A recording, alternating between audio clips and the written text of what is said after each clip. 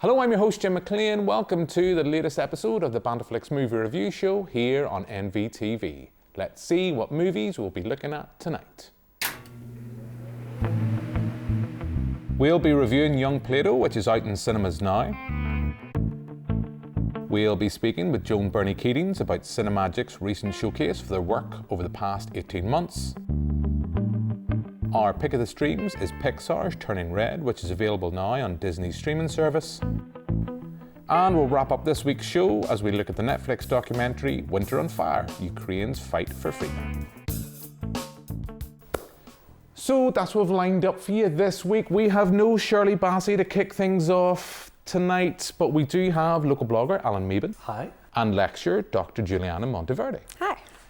Guys, as I've mentioned, we have the BAFTAs. Before we get into discussing this week's show, we had the BAFTAs at the weekend, as I said. Did either of you, I'll start with you, Alan, did you remember the BAFTAs were on? Have you kind of, through the pandemic, have you lost interest? You still have the same level of interest in the awards season? I didn't watch the BAFTAs, but I kind of looked at the winners and who were the runners-up and maybe more deserving of the winners than some of them. I was very pleased to see some of the things on the list. Joanna Scanlon for leading actress for After Love, which I thought was a really, really good film, and it was a really interesting story that she was telling, an interesting character. Glad to see her there. Really glad to see The Eyes of Tammy Faye. Now, it picked up Best Makeup and Hair, which maybe wasn't the only award that it could have won, and I noticed that the lead actress is in for Best Actress for the Oscars, and she probably has no chance of getting it, but it's a very deserving film if you can ever see The Eyes of Tammy Faye. Very interesting look at televangelism, but very honestly and with family involvement, but that didn't harm the honesty of it.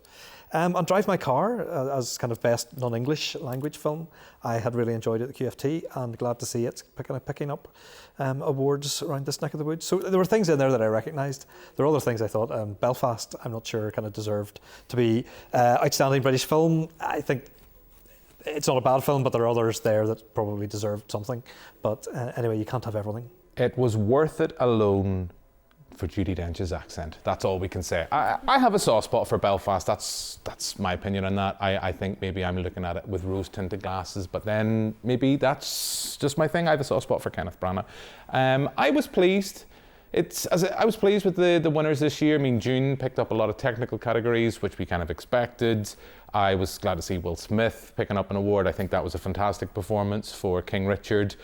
We will come on to Rebel Wilson, I'm sure, and some cheap jibes at Will Smith's expense, but say no more. But Juliana, I'll come back to the question I asked. Do you get excited about awards season? Would you tune in for the BAFTAs? Were you a bit like me and kind of had forgotten that the BAFTAs was taking place until you were reminded by the BBC announcer a couple hours beforehand and said, right, I've got to watch this? I'm interested in the world of award shows in terms of, who the kind of industry decides is worthy. I think that's always interesting, the types of performances and the types of films that are awarded, and obviously the links, that you can kind of predict from the BAFTAs as we go on through up until the Academy Awards. I do not watch them because I do not have patience for the faff, the performance, the spectacle. I guess I read the highlights on Twitter, the biggest gaffes of the night, or I'm interested in the fashion or whatever.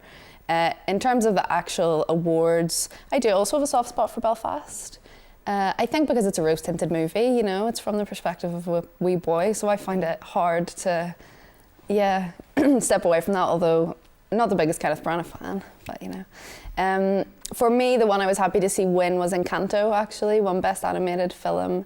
I adored Encanto. I love Lin-Manuel Miranda and his kind of involvement with Disney in Moana as well, and Mary Poppins Returns. I like the musical sensibilities and the kind of the new Disney that no doubt it's doing it for shrewd capitalist reasons, but is speaking to broader audiences and representing those audiences in more sensitive ways. So as someone with a South American family, I was very happy to see that movie do well. I was pleased with what we've seen with the awards. Coda did well, which is a great film. I know it's on Apple TV, not everybody has seen it. Possibly this might lead to a cinematic release. I would love to see that film seen on the biggest screen, getting to as wide an audience as possible. I love the fact that You've mentioned with Belfast, we thought that a film like Belfast might do well at the BAFTAs. It might end up doing more successfully at the Irish Film Awards, but I don't know. I was disappointed. Ciarán Hinds didn't take home Best Supporting Actor. I thought he was a shoo-in for that, but I was glad to see the actor picking up Best Actor in the category for Coda. There's a couple of questions I want to move on, but then I know we also have to move in and get discussing some reviews this week. Giuliana, you talked there about not watching the ceremony. The BAFTAs traditionally is not a live performance. It's pre-recorded, it's cut down to 2 hours for TV, but you don't tune in for the BAFTAs. But would you rather see that condensed version being put on TV, or the full extravaganza as we've seen in years previously with the Academy Awards? It depends what the audience wants from it, I suppose. Like, I'm not the type of TV watcher that's going to set aside 2 hours to watch an award show. I might do it for an election, or, you know, it's just not I'm not interested enough, I suppose, to watch it for 2 hours. I imagine that those that are would probably like the whole extravaganza, you know, with the kind of commentary and the various shots of the audience and the, you know, whatever else kind of comes with it. I used to, of course, watch like the Brit Awards and, you know, whatever I was interested in at the time, but no, to me, it seems contrived to me in a way that I don't particularly enjoy the viewing experience. And I think that I can get what I need from it in just the information that I can get online. You know? Yeah, I'm not going to disagree. You know, that is, and I stay off social media because, as I say, the BAFTAs is pre-recorded. So if you go on social media, you will know before the bloody thing has aired on television who are the winners on the night. Alan, I'm going to come to you last. I don't know if you watched the ceremony, if you've seen the highlights. Rebel Wilson this year, she seemed like a strange choice for hosting, but I thought she was fab. I thought she was funny. Yes, we had some knowing jokes, as I've already alluded to, with Will Smith. We have Prince Andrew getting references in there. We'll not go into the politics of all that here. We're pre-Watershed and we'll stick to talking about the movies. But I thought she did a pretty fab job on hosting duties. Well, I mean, effectively, it's quite a boring ceremony to give out any awards. So unless you have some entertainment, and so she counts as entertainment, she is telling literally jokes. She is kind of scalding people with her humour, and they have to take it if they're in the room, and they have to laugh because they're kind of on live or pre-recorded television. So for me, awards are a funny thing. You know, it's a bit like watching the Olympics. Occasionally there's wee bits of sport that are good, but actually the overall thing, it's not worth sitting down for hours and hours. And maybe this means that we're not actually the film fans that we pretend to be, because we're not bought into the whole universe. But this is kind of like one kind of Marvel film that could be forgotten, is the award ceremonies. You know, the rest is good, but yeah, just hand them out quickly. Okay, so what I'm pretty much guessing here is that neither of you are going to be sitting up to watch the Academy Awards in a couple of weeks. I can get that. And with that, we shall move on and get stuck into this week's big release.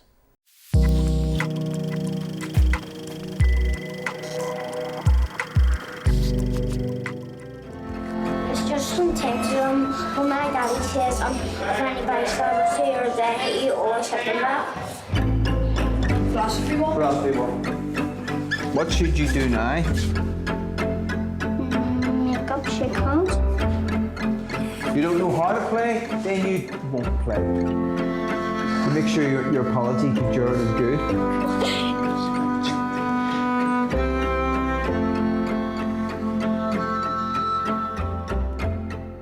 It's time to think for yourself. So that's a look at Young Plato, which is out in cinemas now. We actually showcased this film last week when we looked at the Irish premiere at the Dublin International Film Festival. Giuliana, I'm going to start with you because you are a lecturer, you are a teacher, so I'm going to be interested to hear your thoughts on that. But before you share your thoughts on the film, give us a bit of setup. What's Young Plato all about? Young Plato follows a primary school in Belfast where the head teacher is using classic philosophy to try and help his students to learn to think by themselves. And in doing so, it deals with the kind of mythologies of war, of violence, and of masculinities that are related to the place they are in and the place we're in. And what do you think?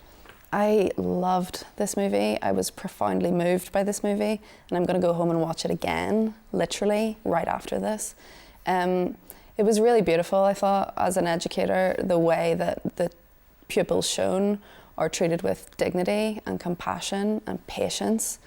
You know, traditionally, education is hierarchical. We teach through, you know, traditionally. through conformity and obedience, and you do it because I say you do it, you know. And this showed a school, and not just an individual, but an institution, who were kind of taking the ethos of classic philosophers, you know, which sounds bizarre really, and doing it really successfully. And I love that it could have been a more idealistic movie, but it included, you know, the fact that it's not linear. You don't teach kids philosophy and suddenly they don't hit anymore. They still live in environments, they're still socialized a certain way, they still have conflicting messages from other people. And I love that it touched upon, you know, the past, and on suicide, and on substance abuse issues, and the sorts of things that affect these boys' lives outside of school. Like you, Giuliana, I really like this film, and it's left a lasting imprint upon me. I keep thinking about it, and in that way, that a documentary from a couple of years ago, a mother brings her son to be shot, I think it's a very interesting documentary, not only about teaching, but also teaching in post-conflict societies. And whilst this film isn't inherently about the conflict, it deals with the scars that have been left by those years, and we see areas that are underdeveloped, and we see, as you've alluded to, we have substance abuse, there is the topic of suicide, which is in epidemic levels in Belfast. Let's be honest about this. It is a serious problem. I know it's a particular problem in the west of the city, but what I was touched by is how we can see a teacher coming in, a headmaster in this case, Kevin McClean, who, as I say, we had on the show, and when I interviewed him, I felt like I could sit and very easily say, I felt like a child again when I was talking to him, I could see how someone like that could influence someone and be a positive role model. And it just got me thinking, I think, of the three of us here, you're the parent, Alan, so over the past few years, you've probably seen a renewed appreciation for teachers over the pandemic and kind of having to homeschool and things like that. So it just reminded me of what a powerful role teachers play, and what an important role that teachers play in teaching. I know it sounds like a really stupid thing to say out loud, but in teaching our young people and setting them up on the right way for the future. I thought it was fantastic. I really did. I love this film. But what about you?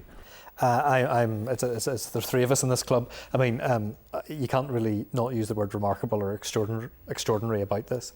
And it's on so many different levels. I mean, there's the character of the principal himself, who is Kevin McClean, is a huge Egypt. He is a large child. This is somebody who's nodding Elvis in the front of his car. His ringtone is Elvis. And he's also a man who admits that he's working through his own demons. So this comes out of some of his past, and actually wanting to find other ways. It's not just the area, but also him, in terms of saying that it's about jaw, not war. Communities should not use violence as a way of dealing with violence. But it's also the attitude of that if you take this, which sounds bonkers on paper, people watching this will kind of go, using classical philosophy in a school in order to create a peaceful environment in a community. That sounds like, who swallowed the big blue pill. But actually, if you watch the documentary, and you realise just the extraordinary kind of atmosphere within the school, the fact that the filmmakers have the access to actually, there's nothing off limits. If somebody misbehaves and is then kind of going through the school chastisement, which isn't really chastisement in the end, that's shown. You can cry on screen, and yet you still have dignity. There is no boy at that boys' school, Holy Cross Boys, who comes out of that film looking like an idiot or looking like some kind of miscreant. And yet it's remarkable that kind of level of trust was there between the principal, the parents, the kids, and the filmmaker who's been kind of sitting in the room. And I just think the idea of when something goes wrong, asking somebody to kind of be calm and kind of say, so what happened there? What should have happened? What are you going to do about it now? And just to kind of calmly, you can even see when they're not in front of the philosophy board in the corridor of doom where you go when things go wrong. But you can even see the fact that the kids are using that language when they talk to each other. And you kind of going, if they take that home and the parents start using some of it, you have a community in North Belfast that is slowly, maybe over a generation, being taught just other tools and techniques to deal with conflict. And that's really weird to see on screen. It's really encouraging to see that it's happening.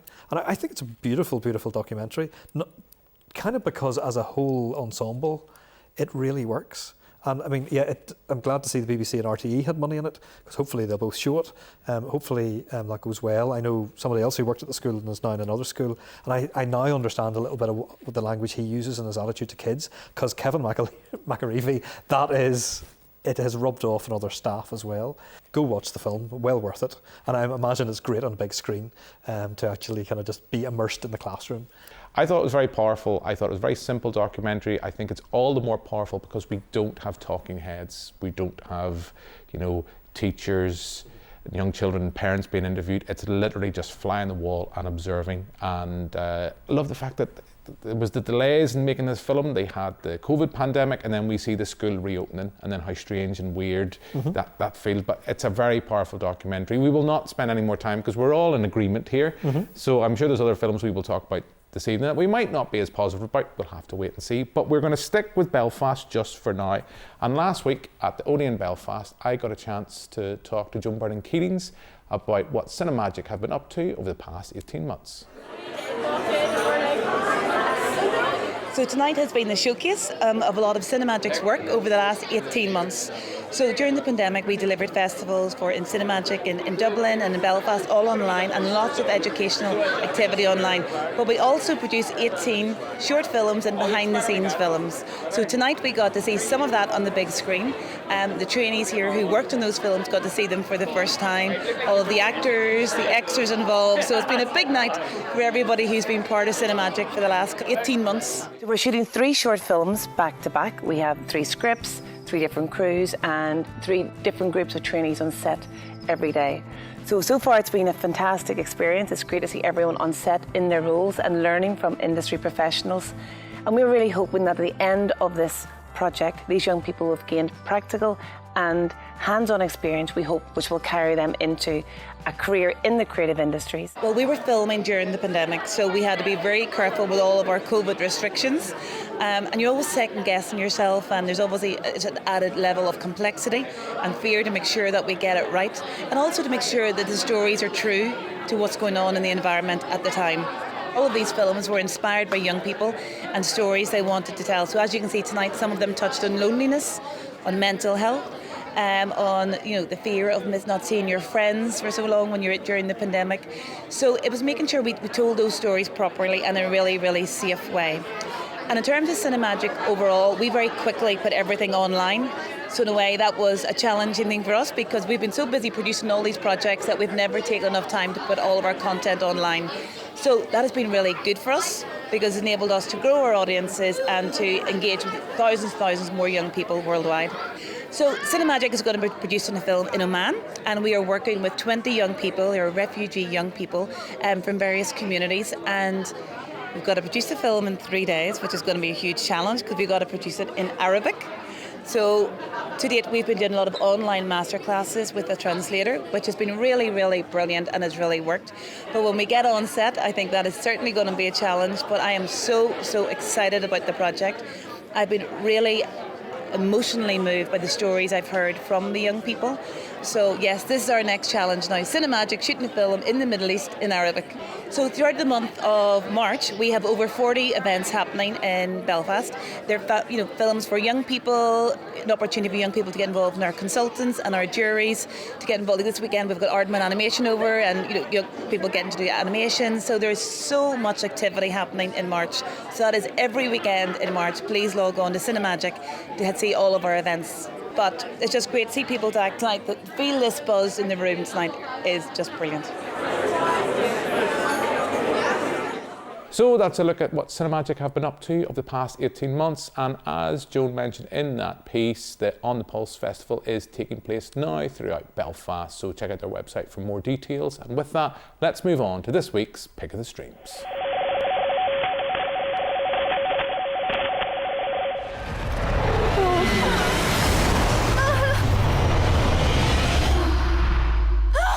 May, breakfast is ready.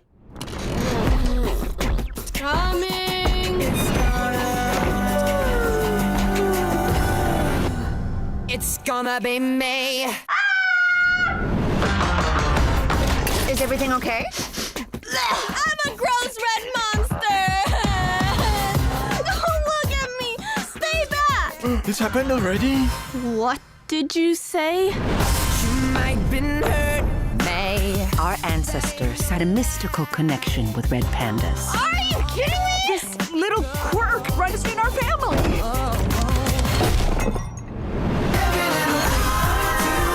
You're so cute! Sick. I've always wanted a tail. I'm a freak. We love you, May. You're our girl. Whoa. You're you. Any strong emotion Yes. will release the panda. Abby, hit me. So that's a look at Turning Red, which is available now on Disney Pixar. Alan, I'm going to come to you first. Do you want to give a bit of setup for this film for our viewers? Yeah, I think we can probably, there's no spoilers really with this film in a sense. Whoever thought that Disney Pixar, we would have the day when they would make an animated film about puberty and menstruation, and it's brilliant in the way that it does that. It actually embraces it wholeheartedly and goes with a little kind of 13-year-old Chinese-Canadian May who lives in Toronto. And one night things appear to happen, things appear to change in her life. And she kind of morphs into this giant furry red panda. And over time, if you watch the film, you'll be able to figure out whether this is just a kind of a in her head or whether this is actually physical. I'll leave that as for you to figure out. But it kind of uses this technique as she kind of tries to understand the changes in her body, how she's dealing with stress, and how she's dealing with her mother, who is basically losing the plot, right at the same time as her daughter's life is kind of going through some physical changes. And it kind of works through this along with the little gang of friends. There's some kind of teenage obsession with boy bands, with the dishy guy in the local pharmacy, and they have to figure out whether they're going to flaunt the panda to fund a trip or whether they're going to kind of go through more kind of spiritual, ritualistic, spiritual ways of kind of dealing with the curse of the panda. It's pretty bold, it's pretty refreshing. It's bananas, as May might say. It's a visual sugar rush that nearly gives me a headache after about 2 minutes into it. I much prefer Luca for all that I want to love this film for the topic and how it deals with it. It doesn't work for me particularly well. A shorter version, it's immensely long. Bring snacks, possibly bring a picnic, because for an animated film, this is way beyond anyway my patience. But it's kind of okay. But I think that at the point where a little cute panda, or rather large cute panda, there's kind of pink powder comes out of the backside, I kind of realised that this was a film that I just didn't connect with all the time. And that was a bit disappointing, because you only get one chance of being the first to do this. And they kind of missed the mark for me, but I don't know, other people might have other views. I enjoyed this. I didn't love it, I will be honest. I do prefer it to Luca, I will say that. Luca, of the 3 Pixar films that have went straight to Disney Plus's streaming service, which I'm going to come back to because I think that is a shame, but I'll come back to that point as I say. I think that for me, Pixar, the high points are films like Soul, films like Inside Out, which I just adore. I absolutely adore that film. I love the aspiration and what this film is trying to do, and this idea of trying to tell a story that we don't see in a Disney film all too often, and this idea of getting older and a girl becoming a woman and how these complex emotions, same type of idea of what Inside Out did about exploring complex ideas and concepts and breaking it all down to something that's very straightforward. I just think in my heart, whilst I wasn't as bored, maybe I didn't have a disconnect like you did, Alan, I think there is a better short to be made, and Pixar do fantastic shorts, they really do. I think there is a fantastic short that could condense the whole idea of this down into maybe 5-6 minutes. There's a sequence early on where our young girl, she wakes up and she has discovered she's turned into a panda. She's going into the toilet and her mother is having this discussion with her through the wall. I think her mother is voiced by Sandra Oh. And it's this conversation, and eventually it comes around to is it that time? And I felt to myself in my heart when it came back, that sequence stayed with me because it's physical, it's funny, and part of me thinks it's taking a step back from it. By the time the film reaches its over-the-top finale, part of me does think that there is a better short to be made from this film than what the full-length feature was. But that's not to say I didn't enjoy it. I just think in the high scale the high caliber of what Pixar create, there is other features. A couple I've already mentioned that I adore that little bit more. But, Giuliana, where are you going to come down on Turning Red? So I'm a big Disney Pixar fan. I have once looked up all the Disney Pixar movies and organised them into flowcharts so that I could pick my favourite one. That's what I do with my time. So I love this movie.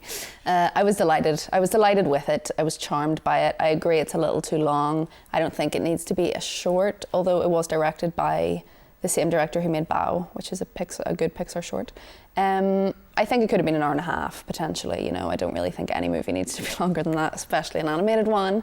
But I was delighted to see, you know, the subject matter dealt with, I'm going to say seriously, obviously, not quite so, but treated with seriousness, you know, thematically or in terms of the emotions that kind of underlie that experience. I also really liked the way it treated, you know, girlhood or young womanhood, especially, you know, in terms of other Disney products. Often the things that girls are interested in are seen as being kind of nefarious, dangerous for them, superficial, trivial. And, you know, I watched all those movies. I'm a feminist. I have critiques of those movies, but I certainly don't think that they are as kind of damaging as is often suggested. In saying that, I'm obviously happy to see a new era, new types of representations of female characters. But I mean, even the animation of the protagonist is significant in terms of the Disney oeuvre, you know. And I thought the way her friend group and the importance of female friendships and young female friendships was treated with real respect, but with like a sort of tongue-in-cheek knowingness. Like the fact that it was set when it was, with the kind of boy band culture that it had, was evocative for me. And it speaks to, you know, One Direction fandom or the various types of fandom, you know, that young women have connected about throughout history. And it makes jokes about it, and there's kind of two random ones, and they're called a name that doesn't actually make any sense according to the number of people in the band, etc. But it doesn't mock them for seeing this band as so kind of important and central to their sense of identity and womanhood and agency. And I also really liked that we're dealing with an immigrant family here, and part of the protagonist's issues, as well as her bodily transformation, is that culturally she's expected to behave differently than her peers, and how that can be for immigrant children or second generation, third generation. And it deals with that. It deals with the women in her family who perhaps weren't able to take the same steps that she was. So yeah, whilst I agree that it was a little long, the animation a little loud, maybe, or maybe just not quite as charming as some other styles in Disney Pixar. But I'm glad I watched it, and I did immediately recommend it to my sisters afterwards, because yeah, it's not what we're used to seeing, especially from this corporation. Okay, before we go any further, you said that you ranked all your Pixar films, so what is coming up on top here? Monsters, Inc. That's okay. That's a perfectly valid answer. Nice animation, fully realised world. Yeah. Right? Yeah, we're not going to disagree. Billy Crystal? Yeah, we're not going to disagree here on Monsters, Inc. But I think we will have to move on from this and move on to our last film of the week. And we're going to keep it digital, because I thought with everything that's going on within Ukraine, we touched on it, albeit briefly, last week when we were talking about Night Ride, which inadvertently had a quite strong Ukrainian cast. So I felt we needed to kind of be relevant, and I thought there's a documentary available on Netflix right now, which is Winter on Fire, Ukraine's Fight for Freedom. And I thought we would share our thoughts on that film. But before we do, let's play a clip.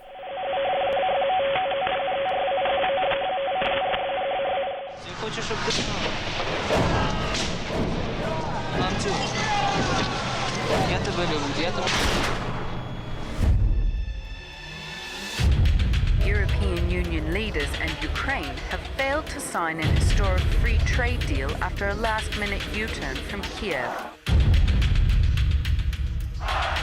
Вы сказали, вроде бы как бы работали в этом направлении. Мы тут, щоб для вас еще Украина, это дійсно Европа. Когда уже начали собираться студенты, стало понятно, что это уже, что здесь что-то будет происходить.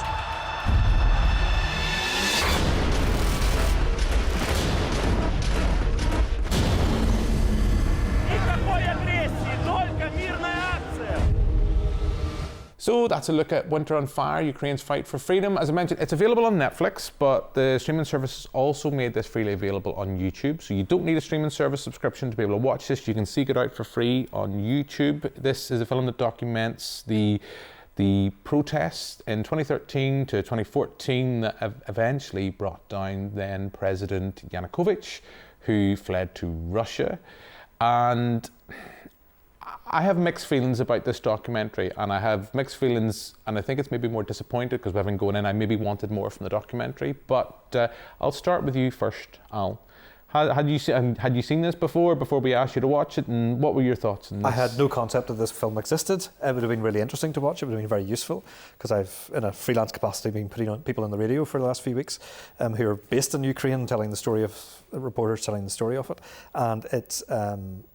The history is interesting, and the resilience of the people is one of the things that comes through in Winter on Fire. We're kind of looking at I suppose what started out as a student protest and then grew to tens, possibly hundreds of thousands of people over 93 days as they kind of protested in Kyiv. They were in an Independence Square. We see lots of kind of, if you like, actuality of stuff filmed on the ground in the middle of protests.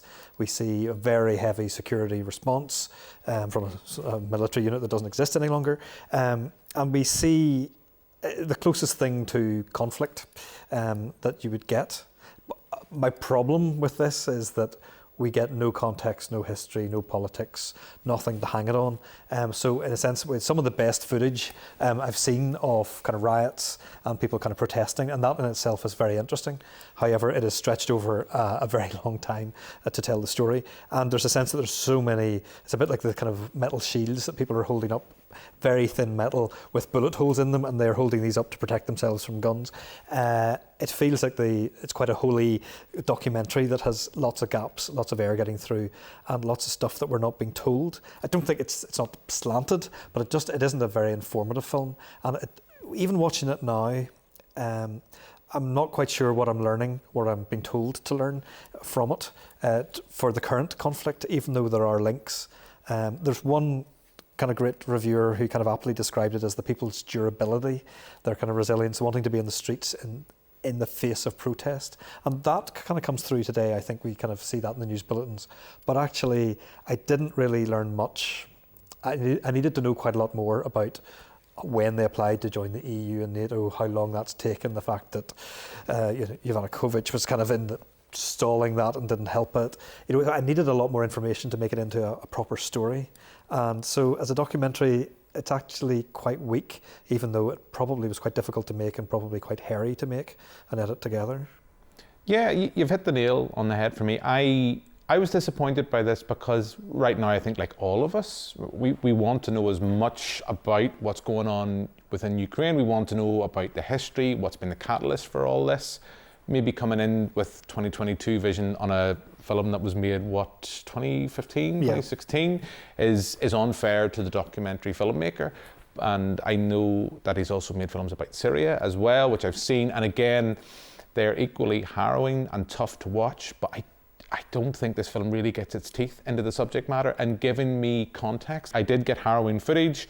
I did get to see, there's one scene in particular, and I was thinking of it again, that there's a sequence with a young boy, and I think he's maybe 12 or 13 years of age then, and I think of that boy now in Ukraine in 2022, no doubt fighting against Russian soldiers. It's a film that at times is tough to watch, but I never got the context, and I think you could probably learn more by reading than watching this. And it's with genuine disappointment I say that. But Giuliana, what about you?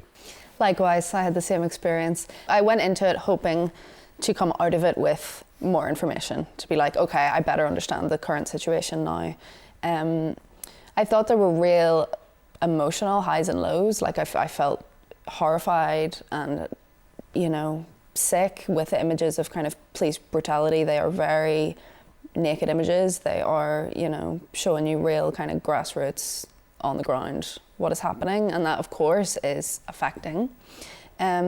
Likewise, I was very moved by the shots of people singing their national anthem, or the amazing self-organising that went on with regards to food and medicine and everything else. But yeah, I needed to know I guess, about the pull between East and West, about the culture of the people, about the organisation of the country. It needs context. It massively needs context, because otherwise it is a series of shots, you know. I thought, I loved that it engaged with like civilians and the types of people that it spoke to. You know, it wasn't speaking to necessarily experts that were detached from the situation. It was people that were involved and people that aren't always given a voice or a platform, which I thought was important. It's an important, perhaps, document as part of a wider understanding, but as you say, you would need to read, definitely, to have any sense of what it means in terms of today or in a broader context. Yeah, I totally agree. But I think that is, well, we'll not allow ourselves to finish this week's show on a disappointing note. So what we do now throughout every episode in this series, we will ask both my contributors this evening to see what is their film of the week. What of the 3 films we've discussed on tonight's show they would recommend our viewers seek out the most. Alan, I will start with you. What is your film of the week and why? My film of the week, and it'll definitely be on my kind of top 10 list by the end of the year, will be Young Plato. Extraordinary film and local, and yet we could be proud of it as a film. So I think that's an easy win for me. Yeah. What about yourself, Giuliana? Easily Young Plato. Beautiful. Highly recommend it. And moving. Yep, so I think that's the first on the TV show. That is 3 for 3 recommendation for Young Plato. So a strong recommendation here at Banderflix. So seek out Young Plato if you get the chance. But that is all we have time for in this week's show. So all that's left for me to do now is thank my 2 guests. So thank you very much, Alan. Not at all. Thank you very much, Giuliana. Thank you. And more importantly, thanks very much for watching at home. We'll be back next week. But for now, until then, goodbye.